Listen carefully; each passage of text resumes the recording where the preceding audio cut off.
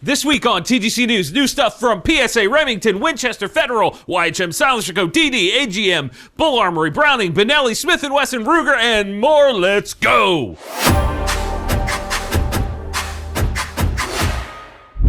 Welcome back to another episode of the Gun Collective News. I'm John, and behind me is a bunch of cool stuff. There is a link below. It's probably more affordable than you think.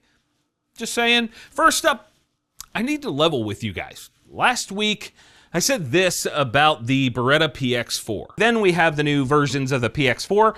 Why is it still on the market? And all of the PX4 owners took offense to that. I want you guys to understand something. I made that comment because that gun has been on the market since 2004 and has been largely unchanged.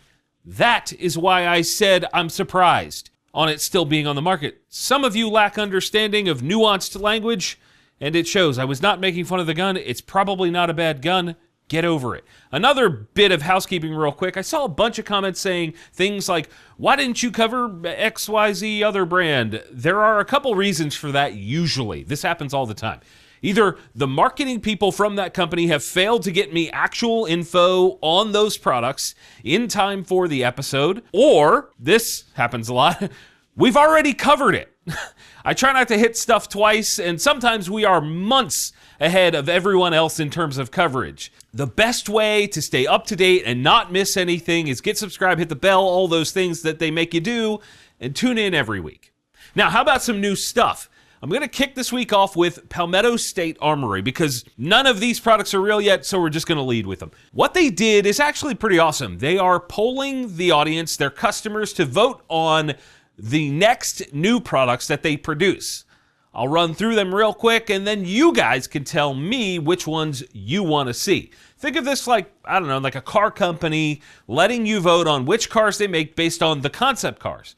Super cool idea. Like, I love this. I'll try to keep this quick.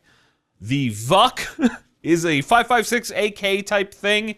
The Olcan is a Jackal bullpup.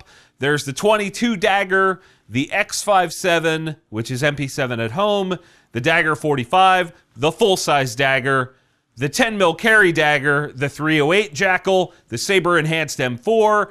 Then there's the Emerge bolt action, the Thumper, the 570 pump action, and the 9mm Jackal. For me, the top three are the 308 Jackal, X57, and the 570 shotgun. I'd love to hear which ones you guys think would be cool while we hear a little word from our sponsor, KDG. Oh man, I wish this was a little bit longer. Hey John, any ideas? Oh, I got this. KDG. Whoa, the SRX-6. Hey, what else you got over there for the AR? KDG. Oh, the MRX AR rail. No, don't do it a third time. KDG. What in the crayon eating? Oh, it works. Oh, and if you want to make that magic happen maybe a little bit easier, try using TGC10. You know what that is, and you know where to use it. Don't be dumb. How's about we get into some accessories and ammo? Let's start there this week. Tons of new stuff got released, so I'm going to try to just blow through it. Big Green, aka Remington, released a ton of new types of ammo. The Premier AccuTip muzzleloader bullet, the Premier Cut ammo, which is a tipped all-copper projectile set up in 9 calibers. Then there are a bunch in the Core-Lock tipped lineup and regular Core-Lock lines. More additions to the UMC ammo and other handgun lineups, some 22 long rifle loads, and new shotgun loads for hunting and clays. And even subsonic ammo, it's 410 ammo for reduced sound, okay? That could be wild if someone had a suppressor that works for 410s. That'd be neat. Winchester announced a couple new versions of the 400 Legend. The Deer Season XP, which is a tipped 190 grain load. Then the PowerPoint 215 grain, which is a soft point load. And then the Super Suppress, which is a 300 grain load. The thing I'm skeptical about is that it took them over a year to get the suppress load out on the shelves for 350 Legend, so I don't know if we'll actually see these anytime soon.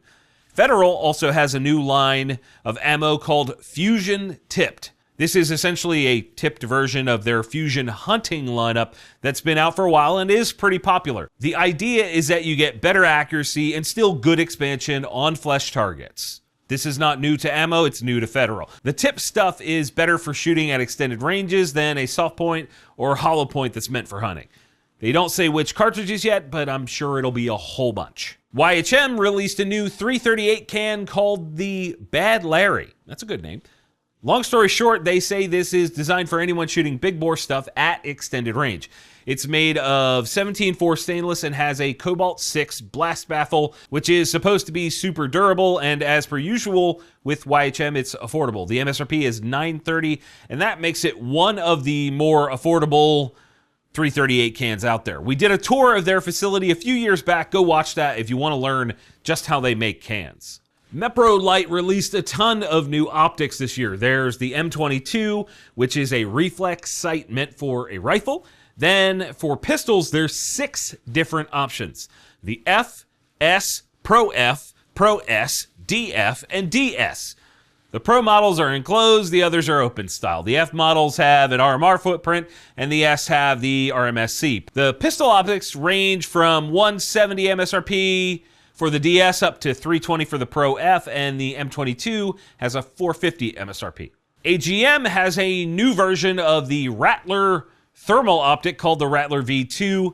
There are 6 versions of it based around the image sensor sizing. The key changes from the V1 are the new battery compartment that allows you to swap a rechargeable 9-hour battery in there. That's neat. And the new 12 micron sensor that they say is the highest sensitivity in that price range. I have one of these on deck for a video, so tell me in the comments what you guys want to know about it, what you want to see me do with it. I personally love thermals for hunting and other stuff, and I think stuff like this can be a game changer for people. The MSRP on these range from just under $1,000 for the 256 sensor up to $4,950 for the 640 sensor. Longshot Cameras has a new setup that they just announced as well. There are 2 models, the Ranger and Ranger Plus. The Ranger is designed to be used inside of 100 yards, and the Ranger Plus is a 2-piece system meant to be used inside 1,000 yards. Essentially, these work in place of your spotting scope. You point a camera at a target up near the target, you put the little camera down on the ground, and then using an app on your phone, you can see your hits. We're actually using a couple of their cameras, different ones, in an upcoming series, putting the Daniel Defense bolt gun head-to-head with the Arrow bolt gun, so stay tuned, subscribe for that. MSRP on these is $150 and $300 for the regular and the Plus. SilencerCo has a few new cans this week. There are 2 in the Velos LBP line, or low back pressure line, the new 7.62 version and a 5.56K version. These have a 3D printed Inconel core with a stainless steel outer tube, and you pay for that kind of fanciness at $11.64 for the 5.56K and $12.94 MSRP for the 7.62. There's also the Spectre 9, which is a lightweight 9mm can made entirely from titanium, and an MSRP of $8.79. And rounding out accessories, Aimpoint released the Acro S2, which is a small red dot designed to mount to the vent rib of a shotgun. This concept is not a new one to the industry, but I think it might be the first time it's been done by a big optic brand. I personally do not like red dots on shotguns for moving. Like clay targets with a red dot, not for me. Maybe you like it. I'm sure I could make it work, but with an MSRP of $755, they can hold on to that one. Woo! You can have that. Okay, so much new stuff this week. Are you guys still with me? How about some handguns? Let's keep it going. Bul Armory has a new version of the Axe Tomahawk for the US market. Long story shorter, it does take Glock mags, 15 in the compact and 17 in the full-size version. Compact has a 4-inch barrel with 4 ports in it, and the full-size has a 4.5-incher with 5 ports. You can have the slide in silver or black, and MSRP is $750. These guys will have some of this new stuff at GunCon this year, so stay tuned for that. Oracle Arms released the compact Pro version of the 2311. If you aren't familiar, this is a hammer-fired gun that takes P320 mags. The Pro version brings some fancier slide cuts and optional like nostrils with a ported barrel. Like, it's just like a pig. Just, okay, I'm dumb. A better trigger, bigger mag release, and a gray colored grip. The Compact Pro has an MSRP of $22.49 for the porting and $50 less without. SAR USA released the Gen 3 of the SAR 9. There are 3 versions, compact, regular sized, and the sport versions have increasingly longer slides, but generally it's the same gun. SAR is bad at marketing, so I couldn't actually find out what was new besides the flat trigger, so maybe that's it. MSRP is roughly $630. And Chris USA is back with a 3rd gen of the Vector. It's been ages since we heard anything from them. The major changes come in the form of a slimmer design, the ability to take AR grips, and a pick rail for taking other folding accessories on the back that probably won't work for anything besides a Vector. It's also got new ambi mag release and a couple other tweaks. MSRP isn't listed, so I'm going to make it up.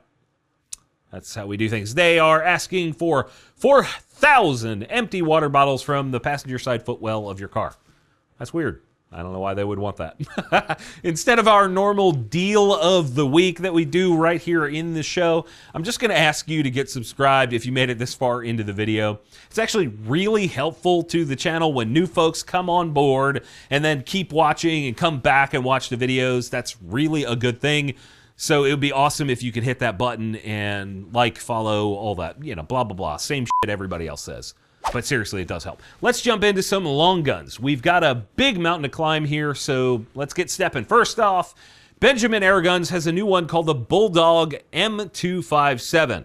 It's in their big bore line. It's a PCP gun that slings 105 grain projectile. It's a slug style. Downrange, it's 775 feet per second. That is closing in on 380 velocities out of a freaking air rifle. With the 28 grain pellet, this thing can reach 1160 feet per second, which is 22 long rifle velocities, basically. With an MSRP of $899, I'm curious if any of you guys would take this over other options. Also in airgun news, Hatson USA released the Harpoon, which is meant to compete with the Benjamin Airbow. That sort of changed the game for archery hunting. I don't know, it's kind of interesting.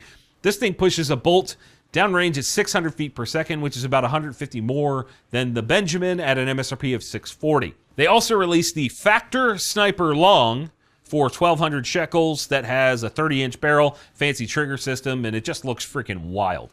That could be fun too, I guess. That thing it looks wild. Benelli also has new stuff this year. They, of course, released some new competition semi-auto shotguns and new over-unders as well.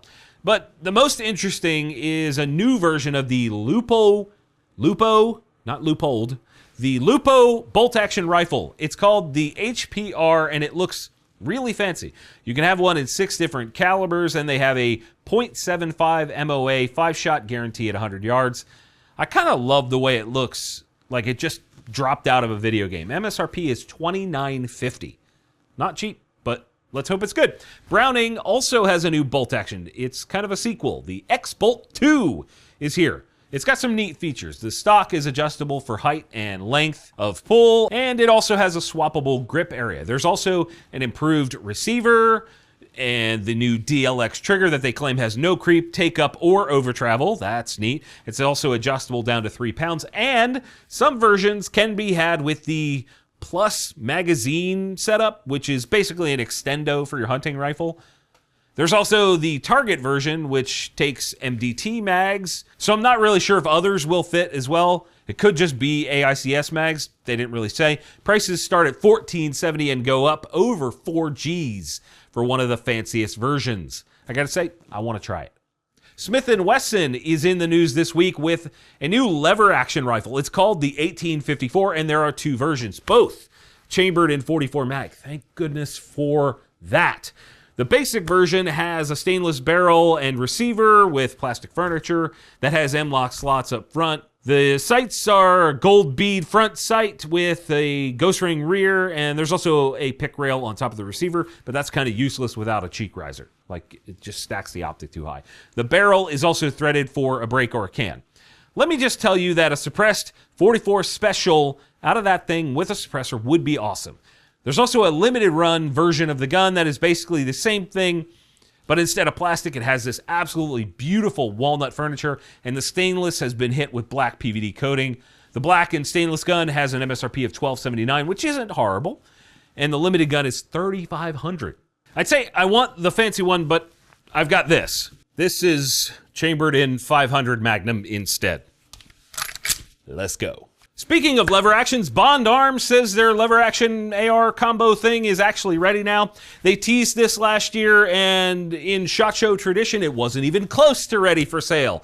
They say Q1 this year, and the estimated price is $1,600. Daniel Defense got a bunch of hype last week when they released the H9. Well, they also released or teased their first ever pistol caliber carbine as well. It's just called the PCC. What a simple concept, simple name. And it has similar features to their ARs, cold hammer forged barrel, ambi lower, and this one takes CZ Scorpion mags, which are affordable and plentiful. I'm told it's not really ready for sale, which is really, I hate it when that happens. Just wait until the gun's ready to show it off. But I'm suspecting it'll land around $1,800 MSRP. That's just a guess. Ruger has a new PCC as well. It's the LC carbine, but in 45 ACP, and it has an MSRP of 1,009 points. It takes Glock mags, though. That's cool. 45 ACP Glock mags. That's pretty neat. It would make a great suppressor host, and the price isn't too outlandish. CZ has a new version of the Scorpion. It's called the Scorpion Evo 3 S1 carbine in 22 long rifle, because simple names are hard. It's exactly what it sounds like, a Scorpion in 22. Why not just call it the Scorpion 22? And they don't list an MSRP, so I'm just going to make it up. They want 22 boxes of 22 ammo. That is a weird trade-off. Okay. Also in 22 news, Hammerly, a company you rarely hear from these days, has a new one called the Force B1. It's a toggle-style bolt action, and the main claim to fame here is the quick swappable barrels between 22 long rifle and 22 Magnum. It takes 1022 style rotary mags and also 1022 trigger groups, which is really neat. There's a lot of those, and it appears to be a sweet little sort of tactical style 22. MSRP here is $650. I might have to get one of those. That's a neat idea. And Winchester released the Ranger, which is a 22 long rifle lever gun that holds 15 rounds in the tube and has an MSRP of $420. Blaze it. Whew! That was an absolute mountain of stuff between this week and last. That's a lot. That's a lot. You guys are awesome for sticking with me. Thank you to everyone that has subscribed to the channel recently. A bunch of new people came over last week. I really do appreciate that. You guys rock, and as always, thanks for giving a shit. We'll see you soon.